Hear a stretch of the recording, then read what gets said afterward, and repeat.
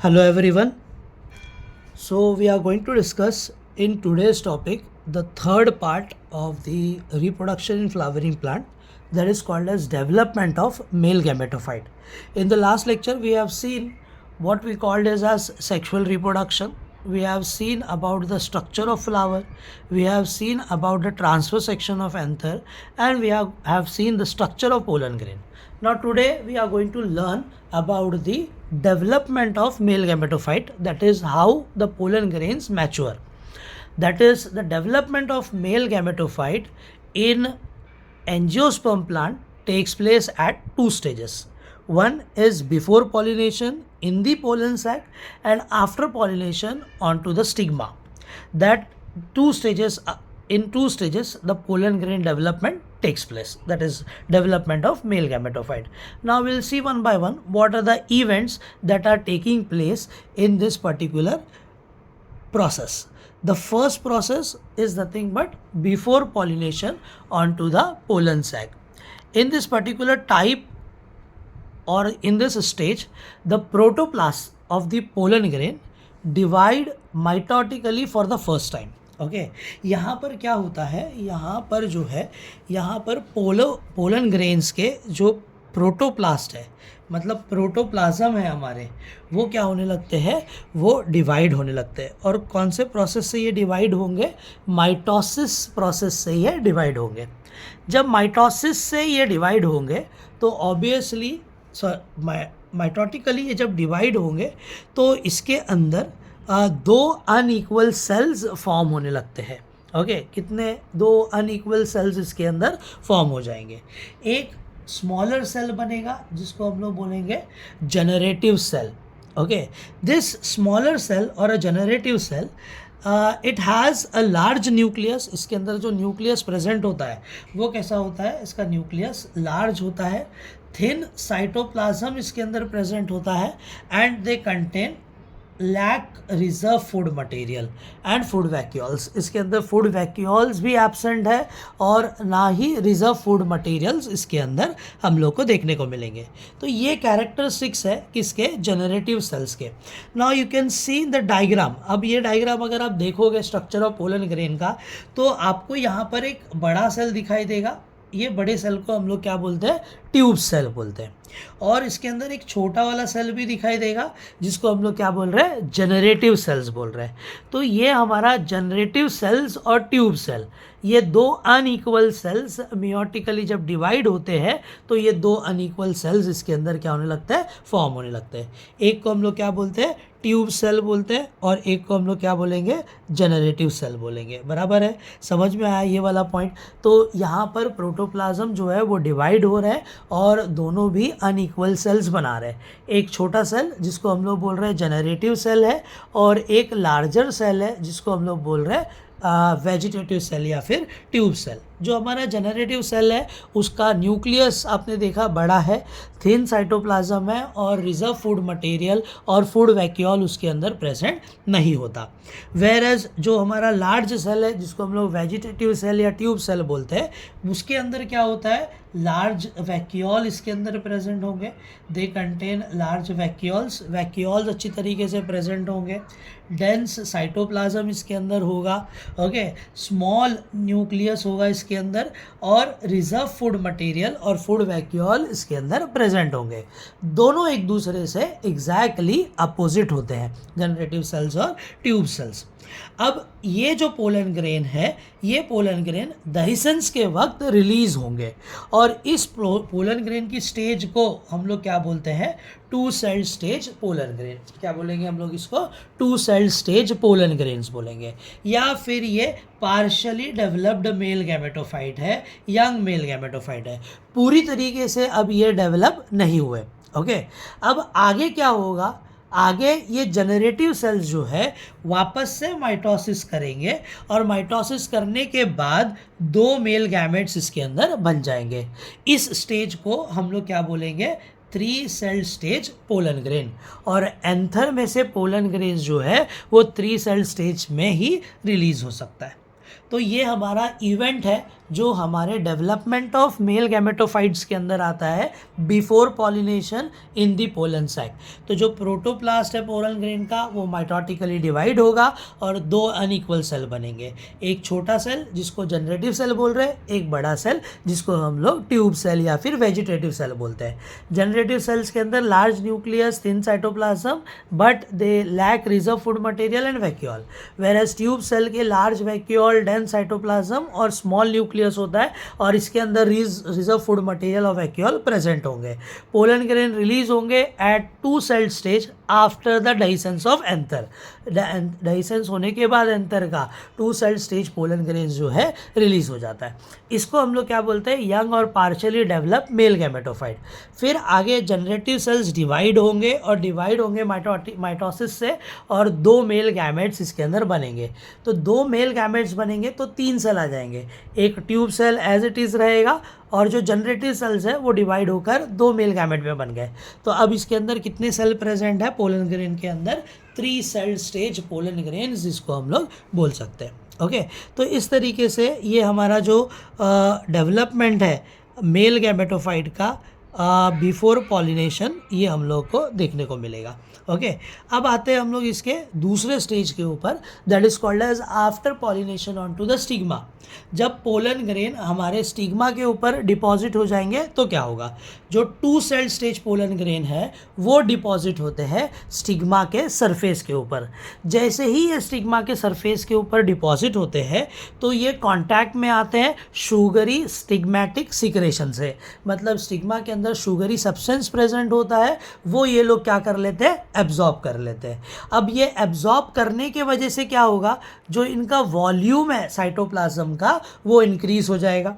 Cytoplasm का volume जब increase होगा तो it will create a pressure on to the intine. Intine के ऊपर क्या क्रिएट करने लगेंगे ये लोग, प्रेशर बनाने लगते हैं। This is very important point. Okay, तो सबसे पहली चीज़ क्या होती है, 2 सेल स्टेज पोलन ग्रेन किसके ऊपर आकर डिपॉजिट हो जाएगा, स्टिग्मा के ऊपर, और शुगरी सब्सटेंस को स्टिग्मा में से एब्जॉर्ब करेगा, जिसके वजह से साइटोप्लाज्म का जो वॉल्यूम है वो क्या हो जाता है, इंक्रीज। अब जब साइटोप्लाज्म का वॉल्यूम इंक्रीज हो जाएगा तो फिर प्रेशर क्रिएट होगा इंटाइन के ऊपर, और इंटाइन जो है अब जर्म पोर के थ्रू बाहर आने लगेगा। हम लोगों ने स्ट्रक्चर में पढ़ा था कि इंटाइन के बीच में जर्म पोर्स प्रेजेंट है, तो वो जर्म पोर्स के थ्रू ये इंटाइन पार्ट जो है बाहर आता है इन द फॉर्म ऑफ ट्यूब, और इसको हम लोग क्या बोलते हैं, पोलन ट्यूब बोलते हैं। ओके, अगर आप इमेजिन करोगे कि ये हमारा पोलन ग्रेन है सपोज, ओके, तो इस तरीके से ये हमारा पोलन ग्रेन है। अब ये पोलन ग्रेन में से ये इंटाइन जो है ऐसे ये ट्यूब के फॉर्म में इस तरीके से बाहर आएगा, इसको हम लोग बोलते हैं germination of pollen grains. Okay, तो इस तरीके से इंटाइन के ऊपर प्रेशर क्रिएट होता है, पोलन ट्यूब जो है वो बाहर की तरफ निकलता है फ्रॉम दी जर्म पोर, इसको हम लोग क्या बोलते हैं, पोलन ट्यूब, इसको हम लोग बोलेंगे। समझ में आया किस तरीके से ये पोलन ट्यूब हमारा बाहर आता है। अब ये पोलन ट्यूब के अंदर क्या क्या चीज़ें प्रेजेंट होती है, जब ये पोलन ट्यूब जर्मिनेट होगा तो इसके अंदर कुछ चीज़ें प्रेजेंट होगी। तो क्या क्या चीज़ें इस पोलन ट्यूब के अंदर प्रेजेंट होती है, तो they contain tube nucleus, they contain cytoplasm, they will contain generative cells. ये 3 चीज़ें हैं जो हमारे पोलन ट्यूब के अंदर प्रेजेंट होती है। ये क्वेश्चन आपको एंट्रेंस एग्जाम में पूछता है, नीट में और सीटी में आपको ये क्वेश्चन पूछ सकता है, व्हाट आर द कंटेंट्स, क्या कंटेंट्स होते हैं पोलन ट्यूब के। एमसीक्यू में भी पूछ सकता है आप लोगों को, नीट में और सीटी में ये पूछेगा। ओके, क्या क्वेश्चन पूछेगा आपको नीट और सीटी में कि क्या क्या कंटेंट है हमारे पोलन ट्यूब्स के। तो क्या क्या कंटेंट्स हम लोग को पोलन ट्यूब्स के देखने को मिलते हैं, तो basically tube nucleus, okay, tube cell का जो न्यूक्लियस है वो रहेगा, साइटोप्लाज्म और जनरेटिव सेल्स इसके अंदर प्रेजेंट होंगे। फिर ये पोलन ट्यूब्स जो है वो ओव्यूल के तरफ अट्रैक्ट होता है। ओके, हम लोग आगे पढ़ेंगे ओव्यूल, ओवरी, स्टाइल किस तरीके से होते हैं। तो स्टाइल के अंदर कुछ केमिकल स्टिमुलस ओवरी के अंदर प्रेजेंट होते हैं, जिसकी मदद से ये जो पोलन ट्यूब है अट्रैक्ट होते हैं टूवर्ड्स दी ओव्यूल। अब यहाँ पर ये पोलन ट्यूब के अंदर जो जनरेटिव सेल्स आएंगे वो जनरेटिव सेल्स फिर से माइटोसिस करते हैं। क्या करते हैं ये जनरेटिव सेल्स? दोबारा ये लोग क्या करेंगे? माइटोसिस करेंगे। और माइटोसिस करने के बाद 2 haploid non motile male gametes ये लोग प्रोड्यूस करेंगे। इस स्टेज को हम लोग क्या बोलते हैं? 3 सेल स्टेज पोलन ग्रेन। और इसी को हम लोग बोलेंगे कि ये कंप्लीटली डेवलप मेल गैमेटोफाइट है। ओके, तो इस तरीके से मेल गैमेटोफाइट इसके अंदर कंप्लीटली क्या हो जाता है? डेवलप हो जाता है। आई होप आप लोगों को अंडरस्टैंड करने में कोई मुश्किल नहीं आएगी। ओके, क्या क्या डेवलपमेंटल स्टेजेस है इसके अंदर? तो बेसिकली 2 डेवलपमेंटल स्टेजेस आते हैं। एक को हम लोग बोलते हैं development of male gametophyte before pollination in the pollen sac और after pollination in the stigma. Okay, अब बिफोर पॉलिनेशन में क्या होता है? प्रोटोप्लाज्म पोलन ग्रेन का माइटोटिकली डिवाइड होता है और 2 अनइक्वल सेल बनते हैं, जनरेटिव सेल और ट्यूब सेल। दोनों अपोजिट है। जनरेटिव सेल के अंदर large nucleus, 3 cytoplasm, lack reserve food material और vacuole. Whereas tube cell के अंदर large vacuole, dense cytoplasm, thick nucleus और रिजर्व फूड मटेरियल प्रेजेंट होगा। इस स्टेज को हम लोग क्या बोलेंगे? 2 सेल स्टेज पोलन ग्रेन। दहीसेंस के वक्त ये रिलीज होते हैं, आफ्टर द दहीसेंस। इसको हम लोग पार्शियली डेवलप मेल गैमेटोफाइट बोलते हैं। आगे जाकर जनरेटिव सेल माइटोसिस करते हैं और 2 मेल गैमेट्स बनता है और इसको हम लोग क्या बोलेंगे? 3 cell stage pollen grains. Okay, फिर उसके बाद नेक्स्ट प्रोसेस हमारा क्या आता है? After pollination on to the stigma.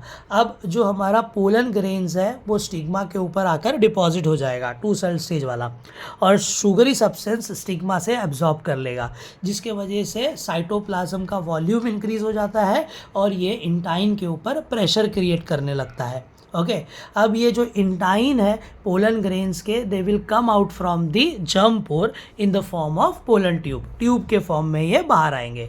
इस पोलन ट्यूब के अंदर 3 चीज़ें प्रेजेंट होती है, एक पोलन ट्यूब, दूसरा साइटोप्लाज्म और तीसरा जनरेटिव सेल्स। पोलन ट्यूब्स जो है वो ओव्यूल की तरफ अट्रैक्ट होती है through the style by the stimulus, chemical stimulus present in the ovary.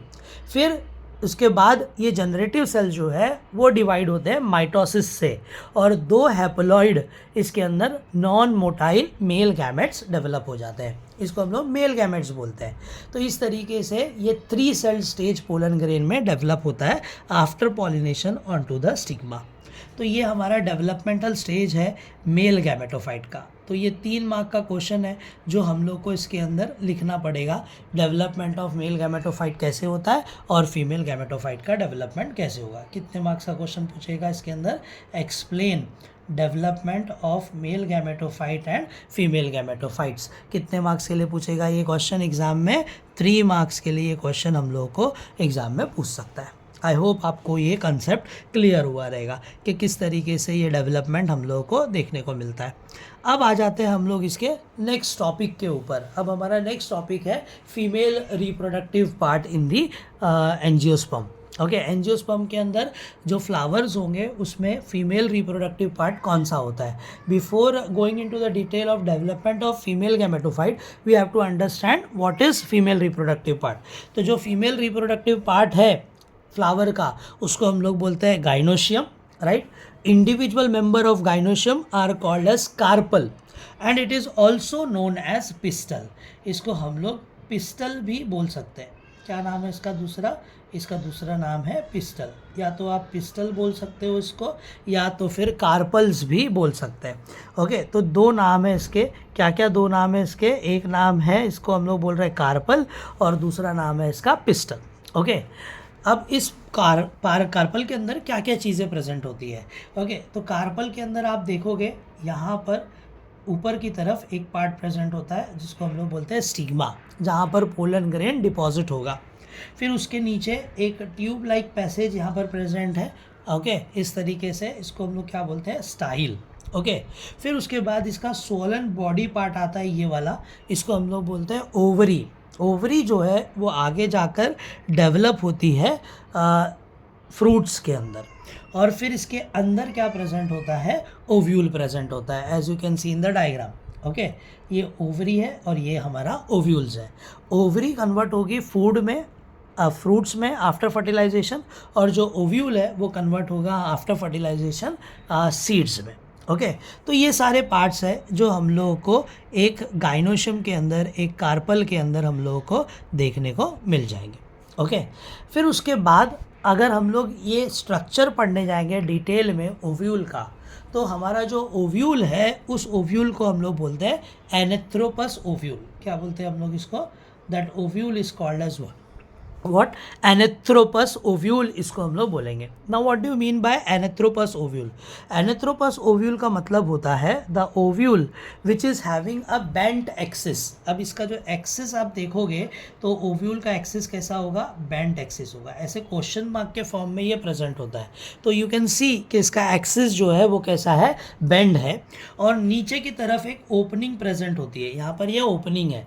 Okay इस ओपनिंग को हम लोग बोलते हैं माइक्रोपाइल। ओके जब इस टाइप का ओव्यूल होगा तो उसको हम लोग क्या बोलेंगे? एनेथ्रोपस ओव्यूल इसको हम लोग बोलेंगे। ओके तो हमारा जो एंजियोस्पर्म है उसके अंदर ज़्यादातर कौन से टाइप का ओव्यूल प्रेजेंट होता है? Anatropous ovule. So what is the definition of anatropous ovule? The ovule which will have bent axis which is having a downwardly directed opening called as micropyle or micropylar end, it is called as anthropus ovule। तो ये anthropus ovule हम लोग को इसके अंदर देखने को मिलेगा। Now we'll discuss in the detail what is the structure of vertical section of anatropous ovule. अब जब कभी भी एनेथ्रोपस ओव्यूल का वर्टिकल सेक्शन हम लोग लेंगे तो वो किस तरीके से हम लोग को दिखाई देता है। बेसिकली ये जो क्वेश्चन है आपको एग्जाम में पूछ सकता है, कितने मार्क्स के लिए? 4 मार्क्स के लिए। With the help of neat label diagram explain vertical section of anatropous ovule. जैसे हमारा transfer section of anther 4 marks के लिए था, उसी तरीके से vertical section of anatropous ovule भी विथ डायग्राम एग्जाम में 4 मार्क्स के लिए पूछ सकता है। ओके तो अब पहले हम लोग देख लेते हैं कि इसके अंदर क्या क्या बेसिक पार्ट्स प्रेजेंट होते हैं। तो बेसिकली एनेथ्रोपस ओव्यूल के अंदर 2 पार्ट प्रेजेंट होता है। एक पार्ट जो होता है बल्की पार्ट, ये वाला हिस्सा, ये बल्की पार्ट है इसका। इस बल्की पार्ट को हम लोग क्या बोलते हैं? That is called as body. क्या बोलते हैं हम लोग इसको? बॉडी बोलते हैं। ओके और दूसरा जो हिस्सा इसके अंदर प्रेजेंट होता है, that second part is stock like structure. ये डंडे के जैसा जो स्ट्रक्चर आपको यहाँ पर दिखाई दे रहा है नीचे की तरफ, ये स्टॉक लाइक स्ट्रक्चर, इसको हम लोग बोलते हैं that is called as funicle. क्या बोलेंगे हम लोग इसको? फ्यूनिकल बोलेंगे। तो बेसिकली एनेथ्रोपस ओव्यूल के अंदर कितने हिस्से होते हैं? 2 हिस्से होते हैं। एक होता है बॉडी और दूसरा है स्टॉक लाइक स्ट्रक्चर, जिसको हम लोग क्या बोल रहे हैं? फ्यूनिकल बोल रहे हैं। ये बॉडी और फ्यूनिकल दोनों भी एक पॉइंट ऑफ अटैचमेंट से जुड़ते हैं। As you can see in the diagram, ये पॉइंट ऑफ अटैचमेंट को हम लोग बोलते हैं हाइलम। दिख रहा है यहाँ पर, ये पॉइंट ऑफ अटैचमेंट हम लोग को दिखाई देगा। ओके ये पॉइंट ऑफ अटैचमेंट को हम लोग क्या बोलेंगे? हाइलम बोलेंगे। जहाँ पर बॉडी पार्ट और फ्यूनिकल दोनों आकर जुड़ जाते हैं, अटैच होते हैं एक दूसरे के साथ, इसको हम लोग क्या बोलते हैं? हाइलम बोलते हैं। फिर जो हमारा फ्यूनिकल है, ये फ्यूनिकल पार्ट जो है ये ओवरी के साथ जुड़ेगा। Okay through the placenta. Okay यहाँ पर नीचे की तरफ, अब अगर आप ये ओव्यूल देखोगे तो यहाँ पर ये ओवरी प्रेजेंट है, ये ओवरी है, उसके अंदर ओव्यूल है। और ये ओवरी जो है, ये ओवरी किसके थ्रू जुड़ रही है? इस प्लेसेंटा के थ्रू हमारा जो ओव्यूल है ओवरी के साथ जुड़ा हुआ रहता है। ओके समझ में आ? तो ये वाला हिस्सा हम लोग को इस तरीके से देखने को मिलेगा। तो फ्यूनिकल जो है वो ओवरी के साथ जुड़ता है with the help of what? Placenta. Okay फिर उसके बाद दूसरा इसके अंदर हिस्सा जो आता है, ऊपर वाला हिस्सा, इसको हम लोग क्या बोलते हैं? चलाजल एंड या फिर चलाजा। क्या बोलेंगे हम लोग इसको? चलाजा बोलेंगे, ऊपर का हिस्सा। Okay basal part. इस चलाजल एंड से यहाँ पर इंटेग्यूमेंट स्टार्ट होते हैं। ओके कवरिंग, 2 कवरिंग आपको इसके अंदर देखने को मिलेगी। एक कवरिंग है जिसको हम लोग बोलते हैं आउटर इंटेग्यूमेंट और एक को हम लोग बोलते हैं इनर इंटेग्यूमेंट। तो ये 2 कवरिंग्स हम लोग को इसके अंदर देखने को मिलती है। एक है आउटर कवरिंग, ये जो है आउटर कवरिंग, इसको हम लोग आउटर इंटेग्यूमेंट्स बोलेंगे। और एक अंदर की कवरिंग होती है ये वाली, इसको हम लोग क्या बोलेंगे? Inner integument. This outer integument is also called as testa. क्या बोलते हैं हम लोग इसको? आउटर इंटेग्यूमेंट्स को क्या बोलेंगे हम लोग? TESTA टेस्टा। इसको हम लोग टेस्टा बोलते हैं, आउटर इंटेग्यूमेंट्स को। और जो हमारा इनर इंटेग्यूमेंट्स होता है उसको हम लोग बोलते हैं टैगमेन। क्या बोलते हैं हम लोग इसको? टैगमेन बोलते हैं इनर इंटेग्यूमेंट्स को। तो दो हमारे पास इंटेग्यूमेंट्स प्रेजेंट होते हैं, इसीलिए ये एनाथ्रोपस ओव्यूल जो है वो कैसा बनता है? It become bitegmic. क्या बोलेंगे हम लोग इसको? Bitegmic ovule. Okay, bitegmic ovule क्यों बोल रहे हैं हम लोग इसको? बिकॉज इसके अंदर कितने टेगमेंट या इंटेग्यूमेंट्स इसके अंदर प्रेजेंट है? तो दो इंटेग्यूमेंट्स इसके अंदर हम लोगों को देखने को मिल जाते हैं। ओके, तो कौन से दो इंटेग्यूमेंट्स इसके अंदर प्रेजेंट होते हैं? Outer integument and inner integument. ये कहाँ से डेवलप होते हैं? चलाजल एंड से ये स्टार्ट होते हैं। Outer integument is also called as testa, inner integument is called as tegmen. दो इंटेग्यूमेंट्स है, इसलिए इस ओव्यूल को हम लोग क्या बोलेंगे? बाइटेगमिक बोलेंगे। जो हमारा टेस्टा है वो सीड की हार्ड कवरिंग बनाने में मदद करता है। अब मैंगो की जो सीड होती है वो इमेजिन करो, तो उसकी जो आउटर कवरिंग रहती है वो कैसी होती है? एकदम टफ होती है। तो वो किससे बनती है? टेस्टा से बनती है, आउटर इंटेग्यूमेंट से। और अंदर की जो कवरिंग होती है वो थिन और मेम्ब्रेनिशियस होती है, जो बनती है इनर इंटेग्यूमेंट से, जिसको हम लोग बोलते हैं टैगमेन। Getting it? समझ में क्या क्या पार्ट्स इसके अंदर हम लोगों को देखने को मिलेंगे? एक है आउटर इंटेग्यूमेंट और एक होता है इनर इंटेग्यूमेंट। समझा क्या क्या पार्ट्स इसके अंदर हम लोगों को देखने को मिलते हैं? फिर अगर आप इसके अंदर सेल्स की बात करोगे, चलाजल एंड के अंदर यहाँ पर एक body part like structure present है, बल्कि पार्ट प्रेजेंट होता है बीच में, जिसके अंदर स्पोरेंजियस टिश्यूज प्रेजेंट होते हैं। ओके, जिसको हम लोग मेगास्पोर मदर सेल बोलते हैं, यहाँ पर ये प्रेजेंट होगा। ओके, ये मेगास्पोर मदर सेल्स को हम लोग क्या कहते हैं? न्यूसेलस। क्या बोलेंगे हम लोग इसको? न्यूसेलस बोलेंगे, जिसके अंदर स्पोरेंजियस टिश्यूज प्रेजेंट होते हैं, जो आगे जाकर मेगास्पोर मदर सेल्स बनेंगे, और मेगास्पोर मदर सेल से ही आगे जाकर फीमेल गैमेटोफाइट डेवलप होता है। वो हम लोग नेक्स्ट लेक्चर में, आने वाले लेक्चर में पढ़ेंगे कि किस तरीके से डेवलपमेंट ऑफ मेल गैमेटोफाइट हम लोगों को देखने को मिल सकता है। तो इस तरीके से ये वाले पार्ट्स इसके अंदर, न्यूसेलस पार्ट इसके अंदर प्रेजेंट होता है। और नीचे की तरफ एक ओपनिंग प्रेजेंट है, as you can see in the diagram, इसको हम लोग बोलते हैं माइक्रोपाइल। अब जो हमारा जो पोलन ट्यूब है वो पोलन ट्यूब जर्मिनेट होगा। ओके, और जर्मिनेट होने के बाद ये जो पोलन ट्यूब है, ये पोलन ट्यूब कहाँ से एंटर होगा? तो ये पोलन ट्यूब जो है ये एंटर होगा यहाँ पर से, माइक्रोपाइलर एंड से ऐसे एंटर होगा, और इसके अंदर क्या प्रेजेंट होगा? दो मेल गैमेट्स इसके अंदर प्रेजेंट होता है, इसीलिए ये ओपनिंग नीचे की तरफ प्रेजेंट होती है। तो माइक्रोपाइलर एंड एक ओपनिंग है जो डाउनवर्डली डायरेक्शन में प्रेजेंट होती है, और वहाँ से हमारा पोलन ट्यूब जो है वो अंदर की तरफ एंटर कर सकता है। ओके, यहाँ तक के बात क्लियर हो गई कि किस तरीके से ये सारी चीज़ें हम लोग को देखने को मिलेगी। अब इसके अंदर एक ओवल शेप में हैप्लॉइड स्ट्रक्चर प्रेजेंट है, जिसको हम लोग बोलते हैं एम्ब्रियोसैक।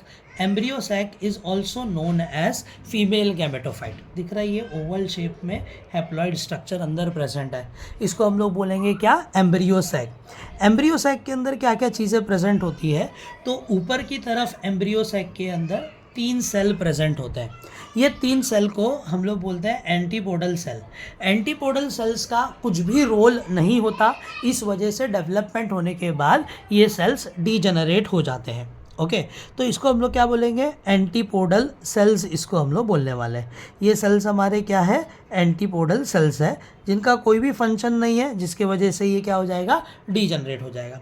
बीच में इसके प्रेजेंट होता है सेकेंडरी न्यूक्लियस। यहाँ पर पोलार न्यूक्लियाई इनिशियली प्रेजेंट होते हैं, 2 न्यूक्लियाई होते हैं, दोनों आपस में फ्यूज़ होते हैं और क्या बना लेते हैं? Secondary nucleus. आगे हम लोग पढ़ेंगे कि ये सेकेंडरी न्यूक्लियस का क्या रोल है। ओके, फिर उसके बाद इसके अंदर क्या प्रेजेंट होता है? इसके बाद इसके अंदर आता है नीचे की तरफ, माइक्रोपाइलर एंड की तरफ, यहाँ पर लेटरल साइड पर एग सेल प्रेजेंट है, that represent female gametes. 2 egg cell है, दिख रहा है, एक यहाँ पर प्रेजेंट है और एक ये साइड पर प्रेजेंट है। 2 मेल गैमेट्स, फीमेल गैमेट्स इसके अंदर प्रेजेंट होंगे, एग सेल। और फिर तीसरा बीच में एक और एक सेल इसके प्रेजेंट होता है, तो इसको हम लोग क्या बोलते हैं? सिनर्जिड। ये दिख रहा है आपको बीच में, ये वाला जो सेल है इसको हम लोग क्या बोल रहे हैं? सिनर्जिड्स बोलते हैं। ओके, एग सेल और सिनर्जिड्स को मिलाकर हम लोग क्या कहते हैं, it is called as egg apparatus. Okay, ये सिनर्जिड्स क्या करता है, मेल गैमेट्स को अपनी तरफ अट्रैक्ट करता है और इसके अंदर पानी भरा हुआ रहता है जो पोलन ट्यूब एब्जॉर्ब करते हैं और पोलन ट्यूब रप्चर हो जाते हैं और फिर मेल गैमेट्स इसके अंदर रिलीज हो जाता है। ओके, तो इस तरीके से ये हमारा क्या है, that is the structure of anatropous ovule. तो इसका एक्सप्लेनेशन भी हम लोग को देना पड़ेगा जब 4 मार्क का क्वेश्चन पूछेगा। समझ में आ, तो यही पार्ट मैंने यहाँ पर एक्सप्लेन किया हुआ है। ओके, ये आपको पावर पॉइंट में मिल जाएगा कि स्टॉक और बॉडी इसके अंदर प्रेजेंट होती है। ओके, फिर न्यूसेलस क्या होता है ये हम लोगों ने सीखा। ओके, फिर उसके बाद इसके अंदर चलाजल एंड और इंटेग्यूमेंट्स क्या होते हैं, टेस्टा है, टेगमेन है, इसीलिए इसको हम लोग बाईटेगमिक बोलते हैं। सीड कवरिंग बनाने में ये हम लोग को मदद करता है। ओके, फिर माइक्रोपाइलर एंड नैरो ओपनिंग जो नीचे की तरफ प्रेजेंट होती है, इसके थ्रू पोलन ट्यूब एंटर होता है, सीड भी जर्मिनेट हो सकता है इसी के थ्रू, रेडिकल्स इसके थ्रू बाहर की तरफ आते हैं। ओके, ये इसका फंक्शन है। एम्ब्रियो सैक के बारे में भी हम लोगों ने पढ़ा कि इसके अंदर कितने सेल्स प्रेजेंट होते हैं। टोटल अगर हम लोग काउंट करने जाएंगे तो 7 सेल्स और 8 न्यूक्लियाई एम्ब्रियो सैक के अंदर प्रेजेंट होते हैं। ये कैसे आया 7 सेल और 8 न्यूक्लियाई, ये हम लोग नेक्स्ट लेक्चर में पढ़ेंगे in development of male gametophyte. अभी के लिए सिर्फ आप इतना याद रखना कि ये एम्ब्रियो सैक के अंदर फीमेल गैमेटोफाइट जब डेवलप हो जाता है तो उसके अंदर कितने सेल्स प्रेजेंट होते हैं, 7 सेल और 8 न्यूक्लियाई इसके अंदर प्रेजेंट होंगे। ओके, 3 एंटीपोडल सेल्स है और 3 जो है एग एपैरेटस है। ओके, एग एपैरेटस में 2 एग सेल और 1 सिनर्जिड प्रेजेंट होता है और सेकेंडरी न्यूक्लियाई जो है वो बीच में प्रेजेंट होगा जो पोलर न्यूक्लियाई के फ्यूजन के वजह से बना हुआ है। अंडरस्टूड, किस तरीके से ये एम्ब्रियो सैक हम लोगों को देखने को मिलेगा। तो you can see in the diagram, ये हमारा डायग्राम है एम्ब्रियो सैक का। ये भी मैं आपको बताऊंगा नेक्स्ट लेक्चर में, बताऊंगा डेवलपमेंट ऑफ मेल गैमेटोफाइट में कि किस तरीके से ये डेवलपमेंट हम लोगों को देखने को मिलता है। आई होप यहाँ तक का टॉपिक आप सब लोगों को समझ में आया होगा। तो आज इस लेक्चर में, पर्टिकुलर लेक्चर में हम लोगों ने कितने टॉपिक पढ़े, 2 टॉपिक पढ़े। एक टॉपिक हम लोगों ने डिस्कस किया, okay, that is development of male gametophyte हम लोगों ने पढ़ा, और दूसरा टॉपिक हम लोगों ने डिस्कस किया what is called as vertical section of anatropous ovule. ये हम लोग को 2 चीज़ें याद रखना है। तो अभी के लिए यहाँ पर हम लोग ये लेक्चर स्टॉप कर रहे हैं और एक वीडियो बनाकर मैं ऐड करूँगा पार्ट 4, जिसमें आपको सीखने को मिलेगा कि फीमेल गैमेटोफाइट का डेवलपमेंट किस तरीके से होता है। अगेन 3 मार्क का क्वेश्चन हम लोग जो डिस्कस करेंगे वो नेक्स्ट लेक्चर में डिस्कस करने वाले हैं। So now we will stop over here. Thank you. कुछ भी डाउट रहेगा तो आप लोग कमेंट सेक्शन में हम लोग मुझे पूछ सकते हैं।